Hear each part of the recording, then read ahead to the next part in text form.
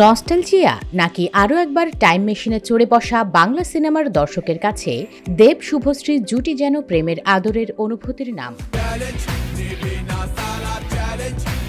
Challenge দিয়ে শুরু, এরপর জুটি বেঁধে গল্প বুনেছেন আরও 4 বার, মাঝে কেটে গেছে দীর্ঘ 10 বছর। বক্স অফিস সাফল্য আর দর্শকের তুমুল আগ্রহ থাকলেও আর একসঙ্গে দেখা যায়নি এই জুটিকে। তবে শেষ হচ্ছে অপেক্ষার পালা। যদি আমার মনের কথা তোমার মনের কাছে পৌঁছে যায়।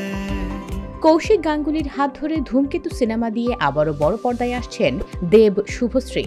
এবার মৃত্যু আতঙ্ক মাথায় নিয়ে দীর্ঘ সময় অন্তরালে থাকার পর ফিরে আসার মিশনে দেব, সঙ্গে আবারও রোম্যান্স, বিরহ আর অ্যাকশন। প্রায় 10 বছর আগে শুটিং শুরু হওয়া এই সিনেমা অবশেষে নানা জটিলতা পেরিয়ে আগামী 14 আগস্ট মুক্তি পেতে যাচ্ছে প্রেক্ষাগৃহে, যার মধ্য দিয়ে অধীর অপেক্ষায় থাকা দর্শক আরও একবার বোধ হবেন দেব শুভশ্রীর রসায়নে।